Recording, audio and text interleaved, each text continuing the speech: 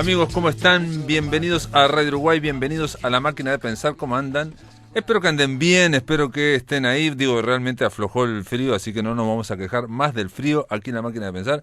Estamos todos contentos. Realmente esta semana espero que la ola polar haya pasado y que, digamos, sea el invierno normal que todos queremos. Son las 19:03, tenemos a Matías Rodríguez en controles de emisión. ¿Cómo le va, Mati? ¿Anda bien? Y Caro de Cuadro en la puesta a punto de este programa, en la producción, como siempre, Carolina. Y estamos para decirles que mañana, martes, amigos, vamos a dar por terminado, es el último encuentro del ciclo que se llamó Encuentros de Novela en la Asociación Psicoanalítica del Uruguay. Vamos a estar conversando con Laura Verísimo en torno a una novela de Emmanuel Carrère, este escritor francés que es un escritor contemporáneo, un escritor muy importante y que de alguna forma ha destacado por la autoficción. Es alguien que escribe de él, pero en realidad escribe siempre sobre otro asunto, pero él está ahí en el medio. Vamos a estar hablando de una novela rusa, así se llama, y va a ser el último libro de Emmanuel Carrère. Para mí fue realmente un ciclo muy interesante que me obligó a releer a Emmanuel Carrère 4 o 5 novelas, creo, ¿no? 4 o 5, digamos, que ahí comprendí, por ejemplo, que uno lee lo que está contando Emmanuel Carrère, pero en el fondo, en esas 4 o 5 novelas, descubrís que está hablando de él mismo, en el fondo. Está hablando de otras cosas, todos los asuntos que están pasando, pero de alguna forma indirecta o en un plano secundario siempre está hablando de sí mismo. Todos esos asuntos le sirven para reflexionar sobre sus luces y sus sombras personales de este gran escritor llamado Emmanuel Carrère. Mañana a las 19:30 horas vamos a estar en la Asociación Psicoanalítica del Uruguay, que está en Canelones, esquina San Lorenzo Carnelli, así que aquellos que quieran arrimarse pueden arrimarse. Y aquí en La Máquina de Pensar vamos a estar pasando, vamos a oír una presentación que grabé allá en la Feria del Libro del Zócalo, en México, el año pasado. Agustín Monsreal, un escritor que tiene larga trayectoria, más de 75 años, especialista en minificciones. Él recibió el Premio Iberoamericano de Minificción Juan José Arriola, es un premio que se da desde hace 3 años, y grabé la presentación de lo que fue en la Feria del Libro del Zócalo, y también cuando recibe el premio se edita, es increíble, en México editan 2000 ejemplares de su libro, una antología personal que hizo él, y los regalan. Ahí fui a hacerme la cola y el que me regalaron uno de sus libros de minificciones. Bien, también se presentó, así que mañana vamos a estar escuchando todo esto aquí en La Máquina de Pensar. Y ahora voy a darle la bienvenida, él viene desde Argentina, desde Buenos Aires, Nico Gigeroa, autor de su primera novela, El Tiempo del Destino. ¿Cómo andás, Nico? ¿Andás bien? Hola, ¿cómo estás? Sí, muy bien, contento de estar acá. Nico, vos venís mucho a Uruguay, ¿no? Hace rato no venía, hace 8 años más o menos. Tengo familia que acá en Montevideo y en Tacuarembó, en Paysandú también, pero hace rato no venía a visitar. Y bueno, es una oportunidad muy linda para volver acá, reencontrarme con Montevideo, ya con 28 años y otra forma de mirar. Y tener esta entrevista acá con vos, increíble. Nico, tu primera novela es El Tiempo del Destino. Vos la presentaste el año pasado, me contabas ahora fuera de micrófono, en diciembre del año pasado, digamos, del 2018, y en mayo del 2019, de este año, en la Feria del Libro de Buenos Aires, que es gigantesca esa feria, es enorme. Yo siempre que voy, salgo un poco disparando porque es increíble la cantidad de libros que hay, ¿no? El bombardeo de libros. O sea, si uno tiene un poco de, a mí me pasa por lo menos, ¿no? Si uno tiene un poco de ego, se te va ese ego porque realmente son miles de títulos que hay nuevos, impresionantes, es una catarata. Eso es algo que siempre me gustó de la Feria del Libro. Te comentaba, yo desde chico siempre voy todos los años. Es una cita obligada, lo sigue siendo. Siempre quiero ir, siempre hay cosas nuevas para descubrir. Hay muchos libros, sí, pero que este año esté mi libro ahí, con mi nombre, mi sello, mi foto, fue increíble, realmente, sí. Y poder compartirlo y que otra gente lo conozca o lo vea, fue maravilloso, más allá de los conocidos y la familia que siempre me apoyaron en esto, que otra gente no conozco pueda acceder a este libro que para mí es un hijo. Claro. Fue hermoso. Y es darle ese sello de yo estuve en la Feria del Libro Buenos Aires. Sí, hablábamos de eso también, que es importante el tema de la presentación como una especie de rito de paso, un rito, un ritual, una celebración, un bautismo, si se quiere, en el cual bueno, se presenta el libro, se hace esa presentación que se viene haciendo desde hace décadas. Yo me acuerdo, o más de décadas, haber escuchado a Dolina analizar lo que es una presentación de un libro, ¿no? Llevar vino, no sé qué, no sé cuánto, y un poco reírse de ese tema, porque realmente es muy constante, digamos, lo que se hace en las presentaciones, básicamente lo mismo, pero yo creo que es muy importante para el escritor también. Sí, tuve una presentación también aparte, con conocidos, con familia, que era el libro recién había salido y lo tenía por primera vez, fue sacarse la foto y firmarlos. Fue un momento muy mágico realmente porque era entregarle mi obra a mis cercanos. Ya en la Feria del Libro había gente que lo había leído, con los cuales pude compartir pareceres y que me hacían preguntas sobre cómo continúa, sobre algunos personajes, algunos enredos que hay en la historia. Y fue otra forma de presentarlo o de verlo con los demás, con gente que ya lo leyó y ver que esa gente ya formaba parte de esta historia. La gente se fue involucrando y al conocer a la mayoría de los lectores se va generando esta relación de escritor y lector en la que hay un ida y vuelta. Viste que no es fácil, digamos, porque digamos en el caso de tuyo, de esta novela, tiene, casi 250 páginas. Estamos hablando de una novela. Y el dibujo ¿de quién es? Final. Hay un dibujo final donde hay es un grupo de amigos que se va retirando en la playa, bueno, con la guitarra y todo se van retirando. Exacto, sí, ya el dibujo en sí podría ser considerado spoiler. Es un trabajo. Es un trabajo. No, pero está ahí precisamente para que genere esa curiosidad también. En El tiempo del destino es la historia de cómo 12 personas llegan al mismo lugar.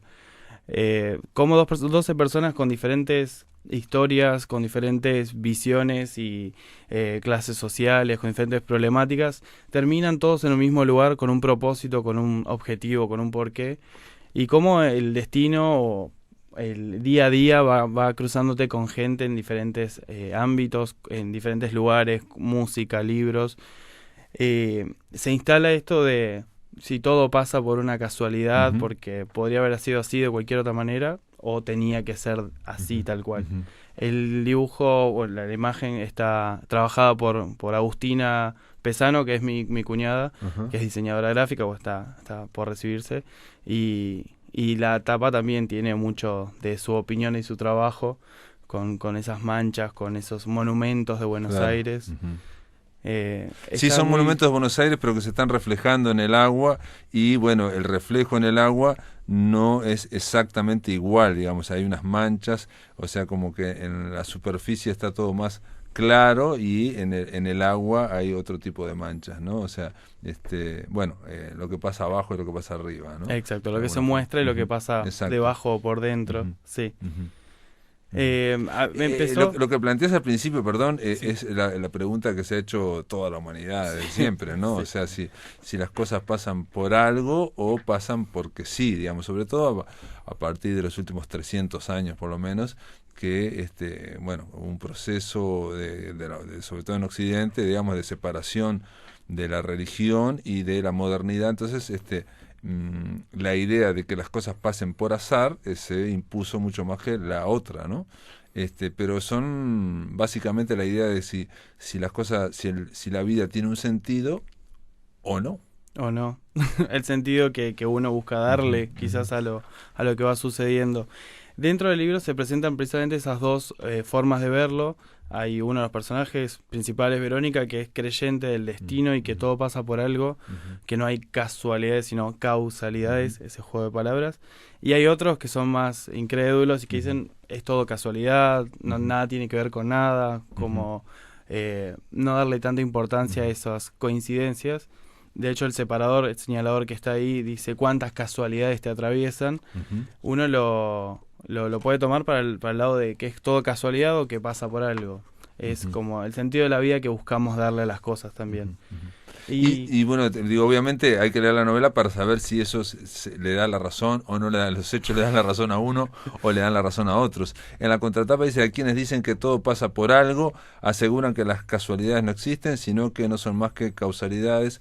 ¿Todo pasa por algo? Es la pregunta. Imagínate si cada persona con la que te cruzas en la vida, cada lugar, cada canción, cada paso en el camino significa algo. ¿Cambiaría en algo tu vida? Esa es, bueno, es... ¿Qué cambiaría? Si empezaras a ver la forma, todo esto como una forma de destino y que está pasando por algún motivo, cambiaría algo en tu forma de pensar.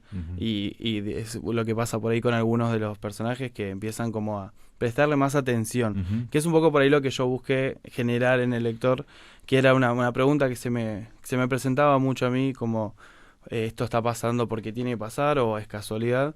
Generarle por lo menos esa inquietud al lector de: ¿será casualidad o será un destino? Que cada lector va a completar su visión y va...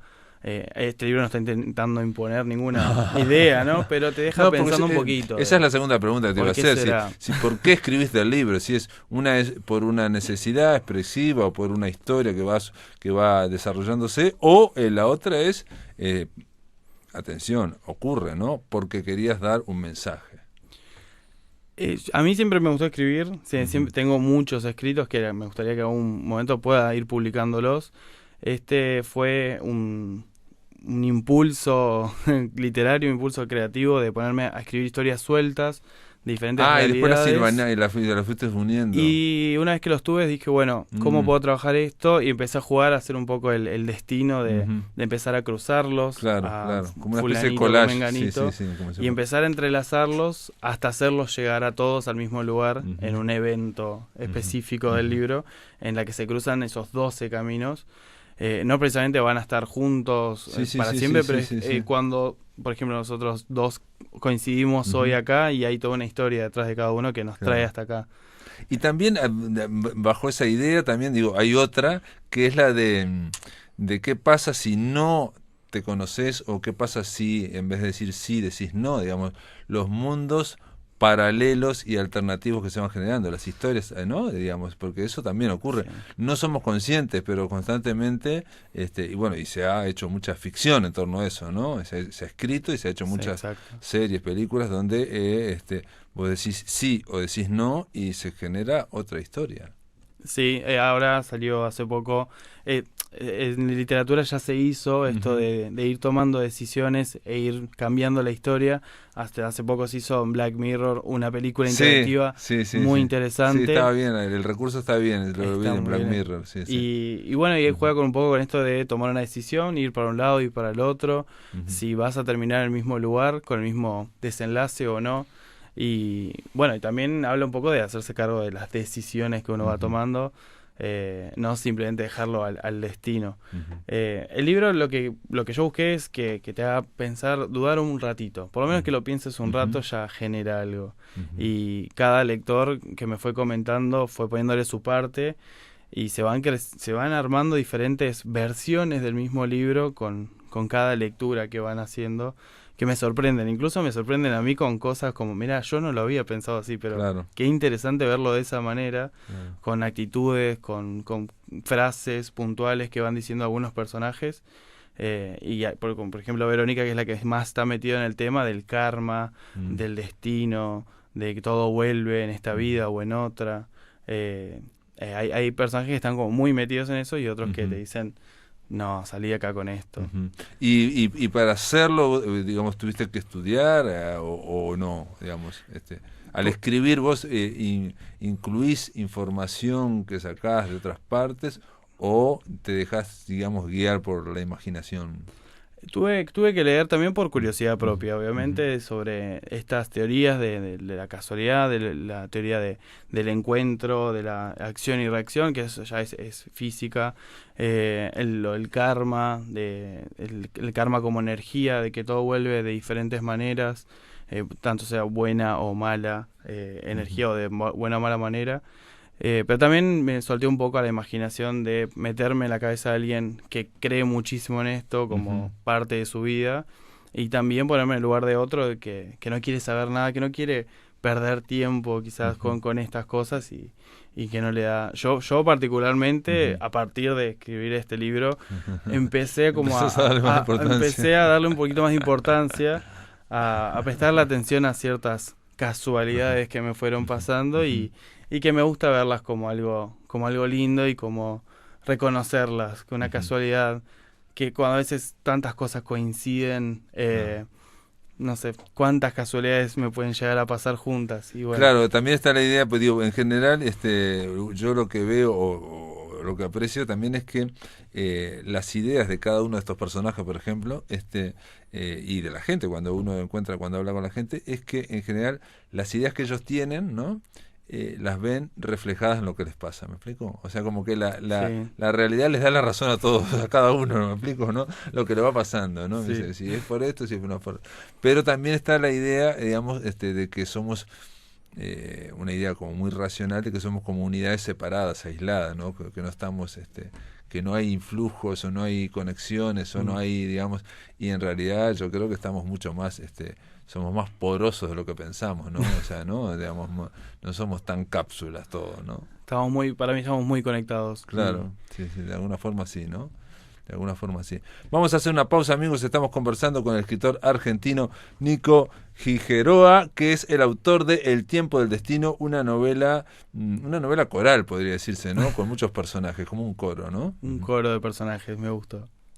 Continuamos, amigos, con Nico Gigeroa. Es un escritor argentino que nos está visitando acá por Montevideo, también para ir a Tacuarembó, y está presentando, estábamos conversando sobre la novela El tiempo del destino, que es su primera novela y que decíamos en el bloque anterior que es un grupo de personajes, ¿no? Un grupo de personajes que de alguna forma converge en un punto, ¿no? Se ha hecho también en cine mucho el tema de distintos puntos de vista, ¿no? El encuentro, ¿no? De distintas formas, y a veces también cuando ocurre algo criminal o algo. Si estoy pensando ahora algunas de Tarantino que él utiliza muchos personajes y cuando convergen, yo que sé, en un shopping center, por decirte algo, ¿no? En una película de Jackie Brown, a todos los niveles, ¿no? Como se van viendo. Eso lo hemos visto mucho también. ¿Influye eso para vos cuando al pensarlo, al escribirlo o no?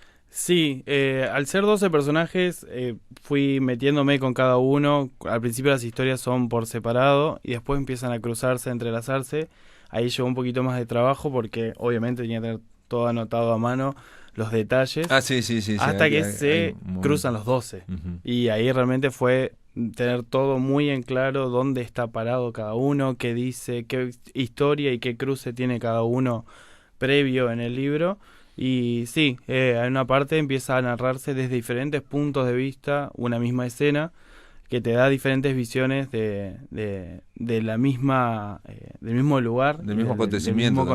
Uh-huh. Porque no es lo mismo visto desde el punto de vista de alguien que no tiene nada que ver o de alguien que está enojado, claro, o alguien que está triste por una misma situación. Entonces me gustó meterme en el personaje de cada uno, en la cabeza. Y debo confesar igualmente que cada uno de estos personajes tiene una partecita mía, como ahí explotada en cada uno. Entonces me gustó jugar un poco con esos, con tanto el miedo como la ira, como la inseguridad de cada uno, que cada uno tiene por ahí todos esos pequeños defectos o detalles, ponerlos en cada uno de estos 12, un número que me gustó cuando empecé a escribir, que sean 12. Ajá. Y hay mucho sobre estos números mágicos, el 3, el 7 o los 12, los 12 apóstoles, por ejemplo. Ajá.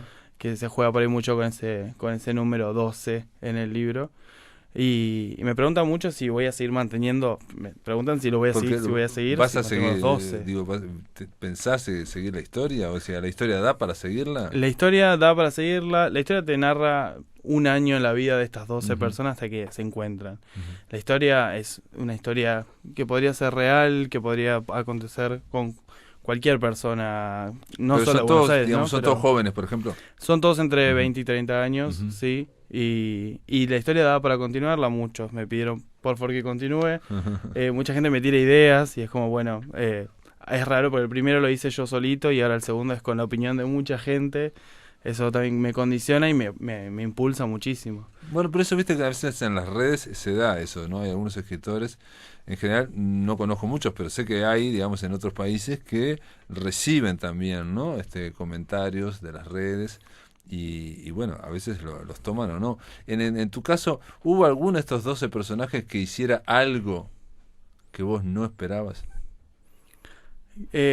Sí, hay uno de estos personajes que toma una decisión fuerte, una decisión en su vida y en la vida de otra persona que por muchos ha sido visto como algo malo y por otros como lo supieron entender, y me gustó generar una historia que no haya protagonistas y antagonistas o villanos, que sean historias que le puede pasar realmente a cualquier persona, que son decisiones de vida que uno va tomando, o que situaciones que van pasando, y que si está bien o está mal va a depender del ojo de quien lo mire.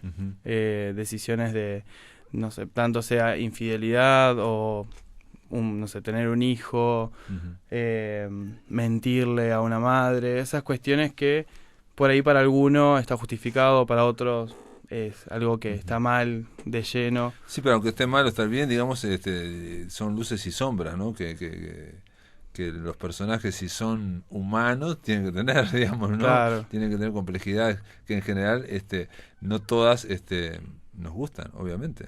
Sí, no ponerlo como alguien que hace el mal solo por hacerlo, Claro. sino que actúa de una manera según sus impulsos, sus creencias, sus objetivos, y que puede traer complicaciones para otros o beneficios para sí mismo. Entonces, no me pareció más que una actitud humana como cualquier otra de egoísmo. ¿Pero te sorprendió eso entonces? Me sorprendió algunas cosas que las puse como detalles al pasar y que algunos me los marcaron como qué tremendo, cómo va a ser tal cosa, cómo va a decir tal cosa, y para mí era algo muy un detalle por arriba, una descripción, o los silencios, o personajes que callan cosas a los amigos, a la familia, y que me dicen, o sea, que los comentarios fueron como qué fuerte esto, cómo hizo tal cosa, y realmente en el momento de escribirlo no lo tuve en cuenta. Por eso te digo, las lecturas, la visión de otros me abrieron muchísimo la historia a mí. No, es imposible de prever eso, porque cada uno viene con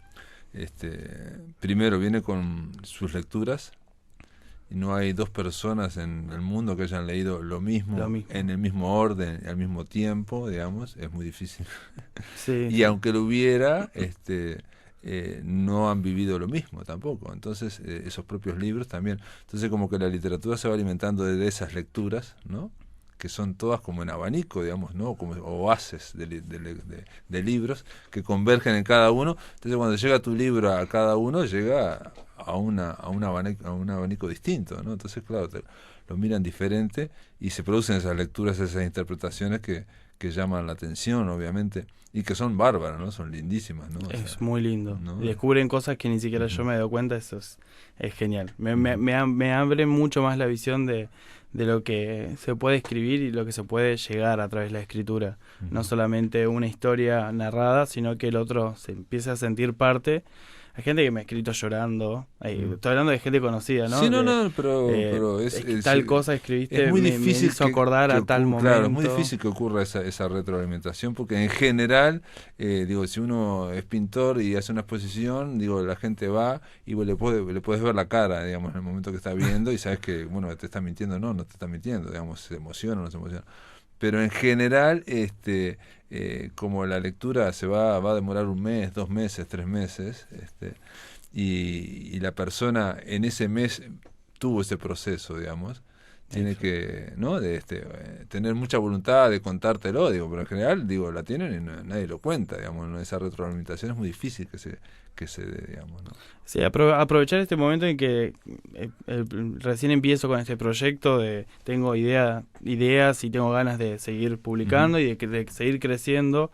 Pero aprovechar esto que ahora puedo hablarlo con mis cercanos y de recibir ese feedback y poder conversar con la gente, sea conocido o no, sobre lo que leyeron, lo que les gustó. Vos tenés un canal de YouTube, tenés también estás en Instagram, digo, acá da la dirección de, bueno, obviamente también das tu blog, también tenés un blog. Sí. ¿Te parece importante eso de la comunicación a través de Instagram, por ejemplo, para difundir tu literatura, para recibir?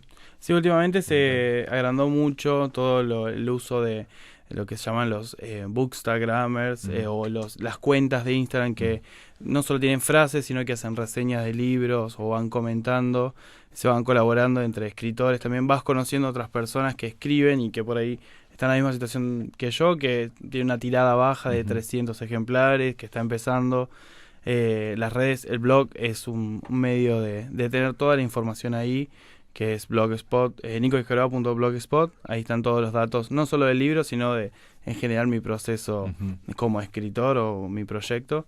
En YouTube hay algunos videos, últimamente no estoy subiendo, pero hay videos donde iba contando sobre la portada, sobre lo que sentía yo al publicar, sobre todo lo que se me iba generando el momento previo a la publicación, que era una adrenalina, porque fue un proyecto que un día dije lo quiero publicar y averigüé cómo se hacía y arranqué con todo y necesitaba canalizar eso y los videos me ayudaron muchísimo. Soy bastante caradura, yo me pongo delante de la cámara y hablo y me gusta editarlo y demás.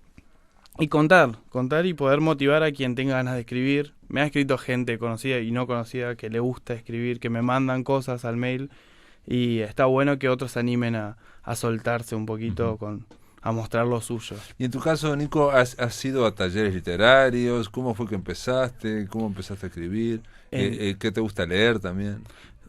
Soy de leer bastante, sí, o sea, mucha ficción. Soy muy de leer ficción, ciencia ficción me gusta. Estuve en un taller literario en la secundaria y terminando ya a los 18, 19, terminada la secundaria. Un taller literario donde hacíamos más que nada continuar con historias de otros. Era como improvisar sobre la obra de otro. Hice teatro de improvisación también. ¿Hiciste teatro? Teatro de improvisación me gusta muchísimo, en español y en portugués también.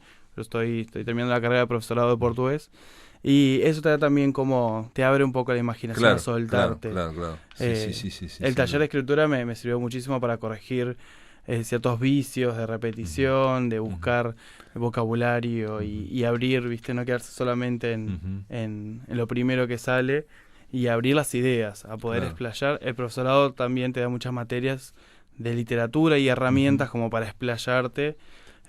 Así que eso me ayudó muchísimo. A mí me parece igual que el tema de hacer teatro de improvisación, conecta otras áreas del cerebro, lo que fuere, porque en general también la literatura, al ser una expresión que ya nos viene dada, digamos, ¿no? O sea, salvo que rompas la gramática o rompas la ortografía, tenés como que expresarnos dentro de eso, ¿no? Entonces, y cada idioma tiene su forma, su cadencia, su ritmo, sus frases comunes, ¿no? Entonces, o sea, como que es muy fácil empezar a escribir, digamos, intelectualmente. ¿Me explico? Sí. Y en cambio, viste que el teatro te viene que esa intuición, te viene no sabes de dónde exactamente. Puede venir por cualquier lado, exacto. Y digamos, eso sirve, digamos, para escribir, para romper con ese intelecto, digamos.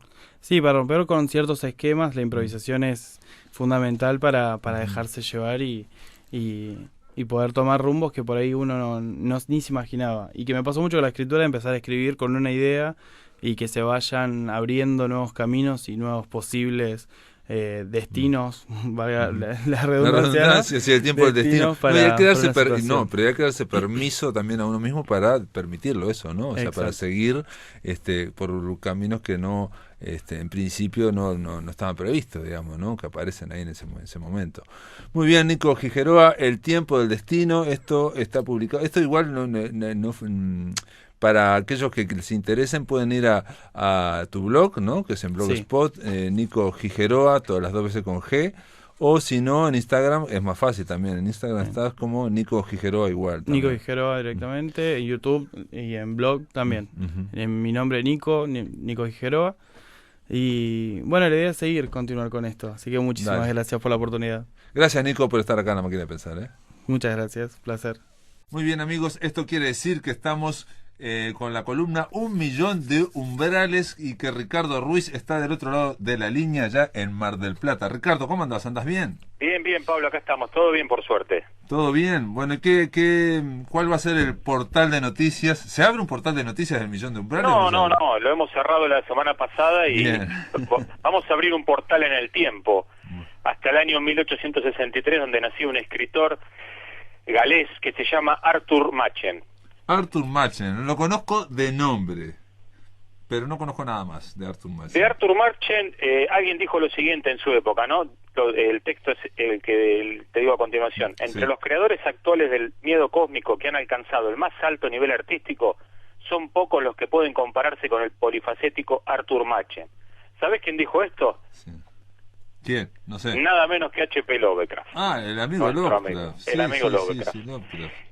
Y al hablar de Machen, como en su momento hablamos de William Hope Hodgson y sus terrores marinos hace un tiempo atrás en esta misma columna, Exacto, sí, Hodgson. hay que dejar algo aclarado. No son solo escritores que sirven a efectos de mencionarlos como que inspiraron a Lovecraft. Fueron realmente escritores muy importantes con peso propio. Lo mismo podríamos decir de Robert Bloch o Richard Matheson o Bradbury en la influencia que tuvieron sobre Stephen King.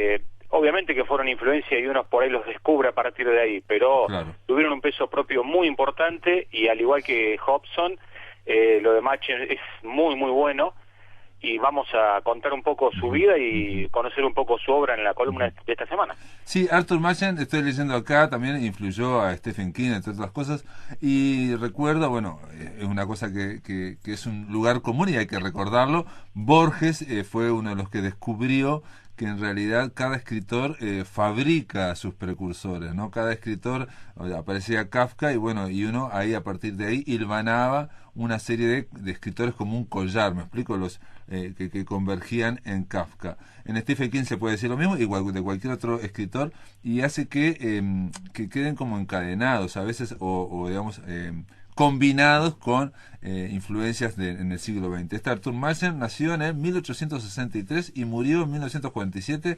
a diferencia de aquel escocés, vivió bastante. Sí, vamos a conocer algunos aspectos de su vida y volviendo a lo anterior y para que veas que todo está relacionado y todo atraviesa algún umbral de los que tenemos acá, en la colección La Biblioteca de Babel, una colección muy importante hace ya varias décadas dirigida por Borges, editaron un libro de Machen y Borges le dedica todo un prólogo a hablar de la obra de Machen, hablando muy bien, por supuesto. Mirá vos. Bueno, hablemos de este, digo, por lo menos para mí, para conocerlo, Arthur Machen. Sí, vamos a conocer algunos aspectos de su vida, porque serán fundamentales en cómo se van a plasmar luego en su obra. Él nació un 3 de marzo, ya dijimos el año, 1863, al sur de Gales. Era hijo de un pastor anglicano, y eso le brindó una educación muy muy recta, muy de moral paterna de la época. Lo que no sabemos por qué en el colegio él se pone el apellido, se hace llamar con el apellido de su madre, que era Machen, el apellido de soltera de su madre. Y él vivió toda esa infancia fascinado por las tierras de Gales y por la cultura celta que le precedió, ¿no? En esa tierra. Era una época donde se empezaban a descubrir restos arqueológicos de estructuras romanas, empezaban a descubrirse tablillas de los celtas y todo eso lo fascinó muchísimo, muchísimo, hasta el punto de que cuando el padre lo quiere mandar a una universidad a estudiar cirugía para ser cirujano, él, si bien era muy buen alumno y todo, rebota en el examen y no entra a la universidad, pero no porque fuera mal alumno, sino que no le interesaba. A él le interesaba la literatura, le interesaba la historia, lo fantástico, le empieza a interesar todo ese mundo, ¿no? de su tierra. Y tenía un cierto rechazo hacia las ciudades, aunque para nada era un solitario como sabemos que fue Lovecraft. Él se casa... Pero en esto que estás contando ya hay también una onda un poco romántica también, ¿no? Entonces el tema ese de ver la naturaleza, el campo, y también algo del siglo XIX, también estoy pensando mientras te oigo, de que hubo todo un movimiento general en la historia hubo un auge de la arqueología, de la antropología, Exacto. de la etimología, de ver de dónde venían las palabras, en fin, entonces en esa era así como había un desarrollo de la mecánica y de la ciencia en toda la industria, también había un desarrollo hacia atrás, querían investigar hacia atrás y cada uno buscar sus propias tradiciones, ¿no? Los alemanes, los italianos y obviamente los galeses, los ingleses. Sí, sobre todo que eran muy desconocidas todas las civilizaciones anteriores que estuvieron por ahí. Otro dato importante es que él se dedica también al periodismo, escribe muchísimo. Un dato de lo que dijiste vos, que acertaste con el tema romántico, porque lo primero que él escribe es poesía. Él queda muy fascinado por toda la literatura romántica, claro. Pero empieza a tener grandes influencias, sobre todo de Robert Stevenson, empieza a publicar algunas novelas, y a él le pasa algo muy curioso, fallecen los padres, tenían una muy buena fortuna, y le dejan una herencia muy importante, cosa que hace que durante una década él no trabaje. O sea, se dedica solo a escribir. Tiene tiempo como para dedicarse a escribir, que es la época que se llama la Gran Década, que donde escribe sus mejores relatos, ¿no? Estamos hablando de un escritor que relatos son novelas cortas, no novelas largas, al igual que Lovecraft, al igual que Poe, toda esa generación de relatos cortos que él mismo se autopublicaba en algunos casos. Él fue muy criticado. Perdón, y digo, los relatos cortos o los cuentos o la novela por entregas, todo esto porque estamos en 1890, digamos, fines del siglo XIX, y empieza la masificación de la prensa, ¿no? Se empieza a ver diarios masivos, ¿no? Porque antes la prensa no era masiva, y entonces lo que hace es que estos escritores ahí consiguen, digamos, que les paguen cuentos o novelas cortas, ¿no? Publicadas en capítulos. Sí, él luego cuando se le termina el dinero consigue trabajo como periodista, también trabajó mucho como traductor, de hecho tradujo las obras completas de Casanova y se dice que la edición más importante que hay en el mundo de las obras de Casanova es la que tradujo Machen. Y también un director de un diario en el que él trabajó, el Wildfoils Antiquarian, le encargó la tarea de hacer toda una catalogación de una biblioteca de ocultismo, otro dato importante para cuando veamos la obra relacionada con lo fantástico, con el terror. Quedó muy fascinado también porque seguramente no las catalogó, las fue mirando, las fue leyendo, las devoró, fue tomando apuntes. Las devoró, claro. Ese es otro auge que hay también a fines del siglo XIX, que es el auge por lo esotérico, el ocultismo, todo eso atraviesa Drácula, atraviesa un montón de Sí, y otro dato, para sumar a su bibliografía, cuando fallece su primera mujer, que queda viudo, queda muy mal, deja de escribir un cierto tiempo, se muda a Londres, y ahí forma parte de una sociedad secreta, la Golden Dawn, una sociedad donde estuvo también Bram Stoker y Algernon Blackwood, otros dos escritores del palo, por decirlo bien y pronto. También era una época que eran sociedades secretas de gente con dinero, de alta sociedad, ¿no? Por decirlo, y relacionadas también con el espiritismo, con todas estas temas, Aleister Crowley y toda esa... Sí, el ocultismo, todo eso fue previo... Todo eso ocultismo de la época, sí, todo eso fue previo, atención, después saltó digamos, o de ahí se tomó mucho, aunque no parezca, a Sigmund Freud, ¿no? Del psicoanálisis, el inconsciente, todo esto, digamos, le quiso dar otra, se separó obviamente de ello, pero digamos, así como se estaba investigando a nivel científico y había un desarrollo brutal de la mecánica y de la hidráulica, así también había investigaciones ¿no? de todo tipo internas y en los mundos interiores. Sí, exacto. Todo ese comienzo de siglo fue fundamental para todos los escritores y también los descubrimientos del Lombroso, la medicina, cosas que forjaron a todos estos escritores, pero muchísimo. Machen era una persona muy culta, muy preparada, muy erudita, entonces esto se va a volcar en su obra. Bueno, él fallece a los 84 años, ya estaba pobre, nunca le interesó mucho el dinero, el dinero le permitió no tener que trabajar tanto para poder dedicarse a escribir. Básicamente murió a los 84 años, con lo cual ha tenido una vida bastante normal, a diferencia de otros, no es un atormentado, digamos. ¿Y en qué se caracteriza su obra? Bueno, ya dije que eran cuentos cortos, es muy relacionado con el terror, pero casi vamos a encontrar pocos monstruos, vamos a encontrar pocos fantasmas, es una obra muy refinada, lo que él apunta permanentemente es que conocemos muy poco de nuestros ancestros y detrás de ir rasgando el velo que nos permite conocer y llegar hacia ellos, llegamos a sectas terribles o a pueblos desconocidos o a dioses primigenios. Ahí sí tiene ciertas similitudes a Lovecraft, Claro. pero lo de él no pasa tanto por la descripción de los horrores.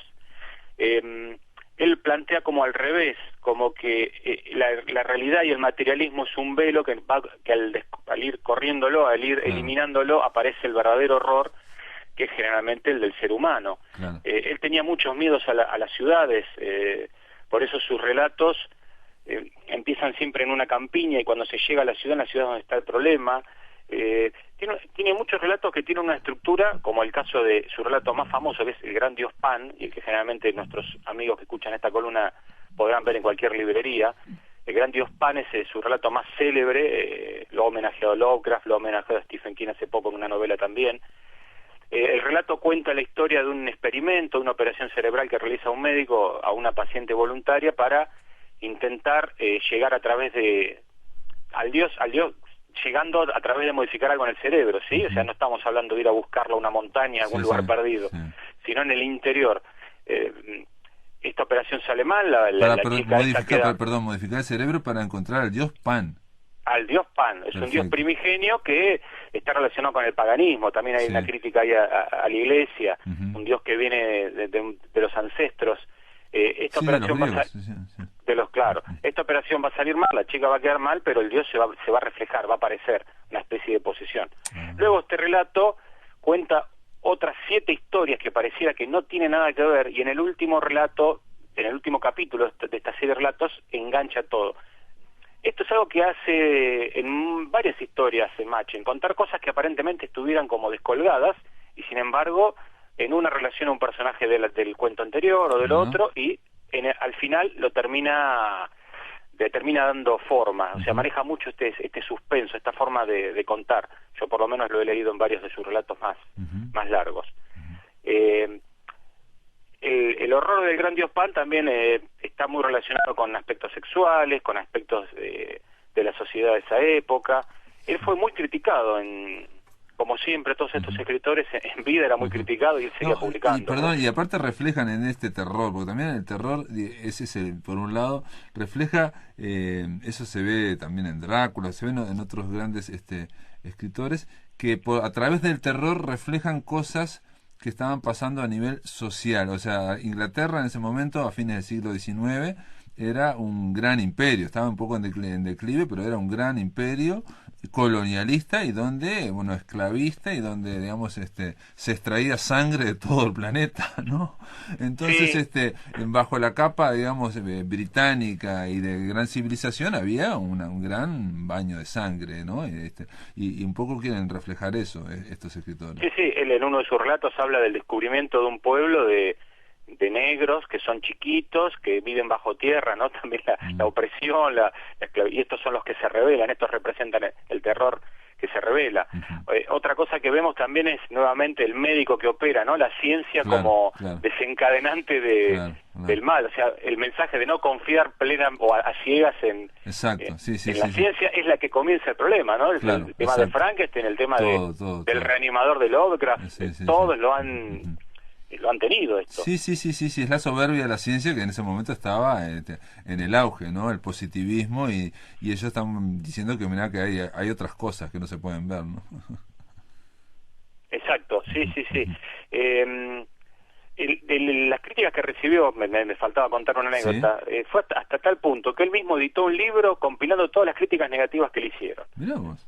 En su época, o sea que se lo tomó con muy buen humor. Sorprendente. No le importó y él siguió adelante. Sorprendente. Una de las cosas que se le atribuye a Machen es que él, esto lo dice Rafael Llopis, que es un antólogo que sacó un gran libro que se llama Los mitos de Chulo, allá por el año 1969, y Llopis en la introducción a ese libro, donde incluye relatos de Machen relacionados con los mitos, aunque no lo supiera, ¿no? Porque los mitos fueron cobraron forma después, los mitos posteriores, de Chulo fueron posteriores, pero posteriores. Acá estaba la semilla. Llopis dice: Machen empezó a eliminar del cuento de miedo una serie de elementos caducos: el castillo medieval, el muerto en todas sus infinitas variedades y subespecies, la noche, en una palabra, sepultó el esquema romántico y se puso a escribir cuentos del miedo a base de la luz, del campo, del verano, del canto de los insectos, de las piedras y de los montes. Eso lo vas a encontrar, Pablo, en todos los relatos de Machen. Vuelta a la campiña, la estructura antigua, o la persona que luego va a la ciudad, y en la ciudad está la sociedad secreta que descubre este tipo de cosas, y nuevamente, a diferencia por ahí de Lovecraft, que siempre el que desencadena el terror es un solitario, que se va a un castillo abandonado y descubre un manuscrito, acá generalmente es un grupo de personas de ciencia o de bien, que forman parte de una secta y que quieren jugar con el conocimiento prohibido y terminan, ya digo, descubriendo un pueblo antiguo, o un dios como una cuestión casi etérea. Hay pocas materializaciones de eso. El gran dios Pan se manifiesta a través de personas. Siempre es muy el humano, ¿no? El monstruo o el terror está representado por un rostro humano. Claro, está, digamos, bajo la capa humana es donde está el terror, y aparte el tema de buscar rehuir los clichés, digamos, de la oscuridad y ponerlo a campo abierto, ¿no? Me hacía acordar a Hitchcock, que también Hitchcock decía que hay que pensar cómo se plantearía esto en una escena normal. Bueno, entonces yo lo hago diferente, ¿no? En vez de un callejón húmedo donde van a matar a uno, lo pongo en medio del campo, perseguido por un avión, por ejemplo, ¿no? Claro, Machen hablaba un poco también de la civilización y lo salvaje, tipo la civilización y barbarie, ¿no? Pero él lo salvaje lo representaba con lo que está por dentro del ser humano. Claro. Y él veía en el Londres de esa época, a él no le gustaba, él estuvo un tiempo en Londres cuando estaba con la Golden Dawn y cuando viajó por la muerte de su mujer, estaba con esta depresión, pero no le gustaba Londres. Él decía que era el contrapunto entre la civilización que se veía de día y lo que pasaba de noche. Claro. Era el mismo Londres de Sherlock Holmes. Claro, sí, son los ríos de sangre del imperialismo británico, que también después en El Resplandor de Stanley Kubrick se ve, digamos, de los genocidios que eran sobre los indios que se hicieron los yanquis, ¿no? O sea, es como una representación, si se quiere. Ellos son como, en esos sueños, esas pesadillas, son el inconsciente de la sociedad, ¿no? Exacto. Bueno, en castellano hay varios libros que juntan sus relatos. En la colección Valdemar, la editorial Valdemar, editorial que siempre nombramos con estos autores, ha sacado un libro que tiene todos estos que mencioné: el gran dios Pan, el pueblo blanco, todos los relatos más importantes. Pero como hay muchos relatos libres de derechos, vamos a encontrar en muchas colecciones de clásicos textos de Machen, quizás menos que otros autores, quizás no es tan fácil encontrarlo, y aparte hay mucho en internet también, hay mucho en internet para yo te iba a decir que en internet forma... estamos hablando que no son, digamos, textos tan largos, no son relatos tan largos, o sea, se pueden ver en la computadora. Y bueno, y Ricardo Ruiz, ¿por dónde recomendás empezar? Bueno, yo recomiendo El Gran Dios Pan, que lo mencioné. Hay otro muy interesante que es Los Tres Impostores, que es un homenaje a Stevenson, tiene muy poco de terror, pero está muy bien estructurado. Y realmente cualquiera otro que esté en cualquiera de estas compilaciones, realmente los lectores se van a quedar satisfechos porque es un gran escritor. Y también, una curiosidad, otro que no ha llegado casi, que yo sepa, al cine, por lo menos en películas de adaptaciones directas no ha llegado, al igual que Hodgson, o lo dificultoso que siempre comentamos que es adaptar a Lovecraft, ¿no? Es muy literario. Machen es muy literario, es un estilo mucho más refinado, el terror es mucho más sutil, pero ha sido una gran influencia, y creo que para leerse un buen tomo de relatos la van a pasar muy bien y no se van a aburrir ni van a enfrentarse a un texto pesado para nada. Perfecto. Acá estoy viendo uno que se llama Vinum Sabati, o El Polvo Blanco.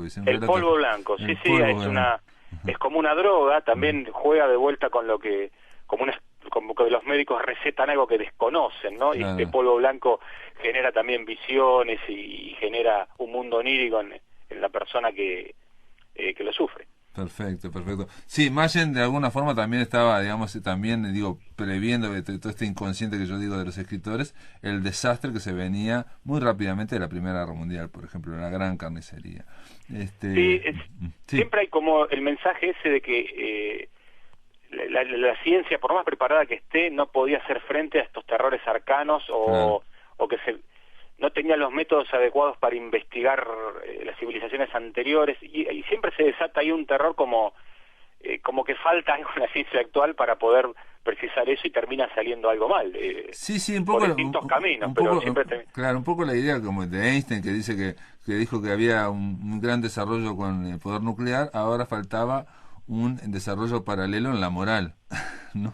Claro, O sea, claro. para manejar eso necesitas también un desarrollo moral, digo, ¿no? Si no... Sí, es perfecto, es perfecto. Es un poco lo que él cuestionaba de la Londres que no le gustaba y que prefería volverse al campo, que le recordaba su cultura celta. Siempre sus protagonistas son, así como siempre que hablamos de King decimos que son o escritores o profesores, ¿no? Que son la profesión de él. Acá son profesiones que él ha visto. Generalmente el protagonista de un cuento macho es un científico o un historiador o un anticuario o un etnólogo. Nos movemos en esos... Sí, los que conoce él, los que conoce él. Bueno, muy bien, Arthur Machen, ¿algo más para agregar? No, eso nada más. Que lo lean y lo disfruten. Acá estoy viendo leyendo acá en Wikipedia, que Borges, que lo prologó, pero también lo criticó ahí, y bueno, lo comparaba mucho, como que le copiaba a Robert Louis Stevenson, que estamos hablando de quizás el mejor escritor del siglo XIX, o uno de los mejores en Inglaterra, ¿no? Stevenson es impresionante. Así que otro maestro del terror en muchos aspectos, que en algún momento lo traeremos, porque Stevenson tiene relatos del género excelentes. Sí, bueno, inventó un mito, ¿no? Jekyll y Hyde, ¿no? Nada menos, digo. Totalmente, ¿no? O sea, uno de los tres, digamos, Frankenstein, Jekyll y Hyde.